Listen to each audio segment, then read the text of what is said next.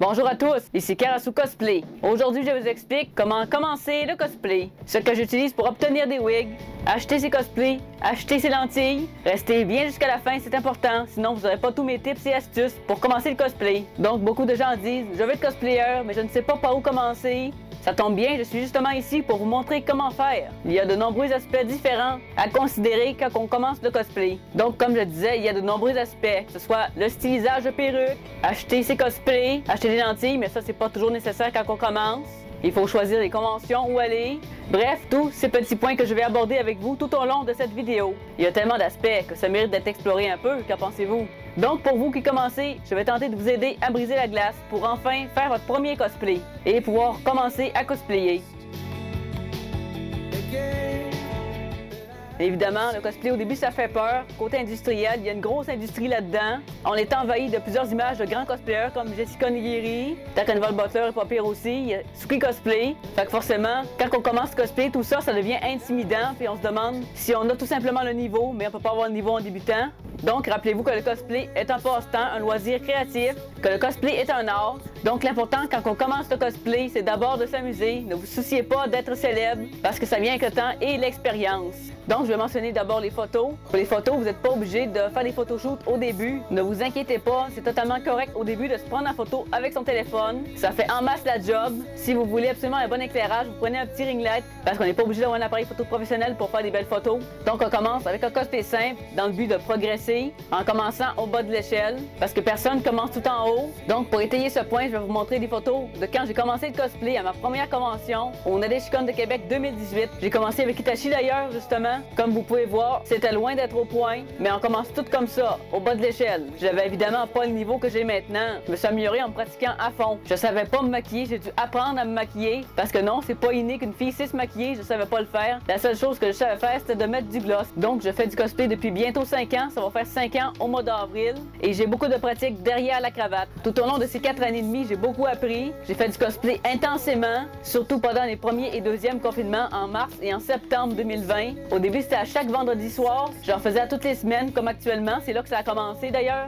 Donc, si vous êtes fraîchement débarqué dans le milieu du cosplay et que vous n'avez pas le même niveau que moi, ne vous en faites pas, c'est tout à fait normal. Il faut pas se comparer aux autres. C'est une règle d'or dans le cosplay. Donc, fait fondamental, il est très important de ne pas se comparer avec les cosplayers plus expérimentés comme moi.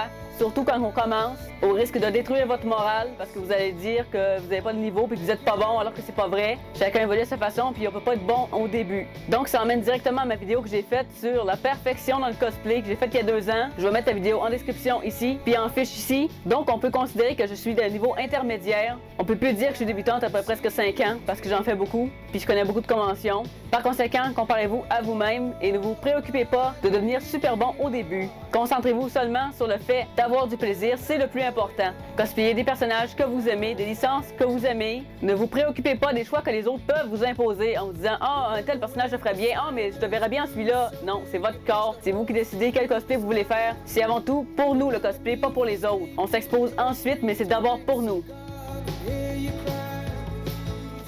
Donc maintenant, prochain point, on va se préoccuper de savoir où aller en cosplay. Généralement, on le fait en photoshoot ou en convention. Pour certains, les photoshoots sont moins cool que les conventions, c'est normal. Faire le modèle puis poser, c'est différent que chiller avec ses amis puis faire des panels. C'est moins intéressant pour vous, surtout si vous débutez dans le cosplay, que vous n'avez pas trop confiance en vous. Donc au début, c'est pas tellement nécessaire de faire des photoshoots. Donc votre priorité, quand vous allez commencer à aller en convention, c'est de vous faire des contacts et des amis qui font du cosplay. Parce qu'au début, on connaît personne. Alors que quand on est dans la communauté, on parle à d'autres cosplayers, on parle à des gens. Donc, on a un cercle élargi de connaissances qui peuvent nous aider quand on est cosplayer. Donc, au début, si vous cherchez des conventions où aller, je vous conseille d'aller taper sur Google Convention du Québec ou Convention plus ville si vous avez une idée de la convention. Il y a des pages Facebook aussi. Nadeshikon en a une, Otakuton en a une, le Comic-Con aussi. Encore mieux si vous avez des amis qui vont déjà en convention et qui peuvent vous initier comme ça a été mon cas. C'est encore plus cool d'être initié par d'autres personnes comme des amis. Parce que comme ça, au moins, tu vas pas tout seul. Parce qu'au début, c'est très intimidant d'aller en convention quand tu sais pas à quoi t'attendre.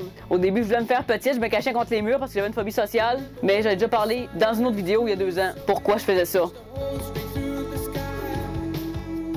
Parlons maintenant des perruques. Où obtenir des perruques? J'achète mes perruques de deux endroits différents, eBay et Ardawig. Cependant, j'en ai une qui s'en vient de Unixo parce qu'apparemment, ils font pas juste des lentilles, ils font des perruques aussi.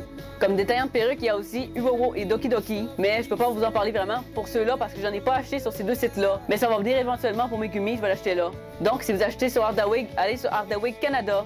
Au moins, ça arrive vite, puis c'est pas des produits chinois, c'est des perruques de qualité. Donc, les sites comme Arda sont des sites destinés aux cosplayers, faits par des cosplayers pour les cosplayers. Donc, c'est sûr que les wigs sont plus chers, mais sont de meilleure qualité que les détaillants comme AliExpress ou Amazon, que je déconseille fortement, surtout pour les lentilles, mais ça, on y reviendra. Donc, quand je cherche une perruque de qualité, j'achète sur Ardawig. Ce qui est bien avec Arda, c'est que ce sont des perruques entièrement stylisables et résistantes à la chaleur. Ça, c'est un point positif parce qu'on peut passer le fer plat pour la styliser sans briser la fibre synthétique. Aussi, les wigs vont être bien fournis, contrairement à certaines wigs chinoises qui ont des patchs de trous, qu'on voit le filet à travers. Ça, c'est pas très esthétique. Au moins, elles sont bien fournies, fait qu'elles sont bien épaisses. Elles vont aussi être accurate au niveau de la couleur. Il y a un large éventail de couleurs disponibles. Il y en a vraiment pour tous les goûts, puis pour toutes les coupes aussi.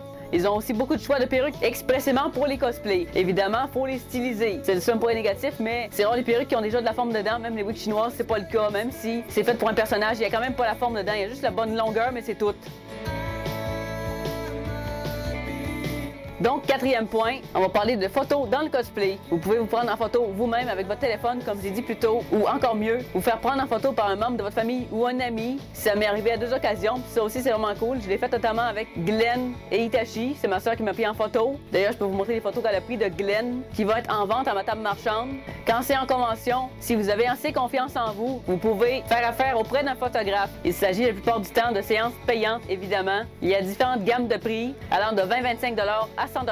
Ça dépend vraiment du photographe, ça dépend de ce que vous recherchez, parce qu'il y en a qui chargent l'édit de photos. Moi, personnellement, je peux pas éditer mes photos, fait que je paye pas un extra de plus, parce que je préfère me mettre en avant avec mes skills en maquillage, plutôt qu'à rajouter une bonne couche d'editing par-dessus. Ça dépend vraiment de ce que vous recherchez. Je ferai une vidéo pour en parler plus en profondeur si le sujet vous intéresse. Donc, n'hésitez pas à me dire dans les commentaires si mes conseils vous ont aidé. À ce stade, je n'ai plus qu'une chose à vous conseiller, c'est de regarder cette vidéo. Je suis sûre qu'elle vous plaira. D'ici là, on se revoit pour une prochaine vidéo. Janin.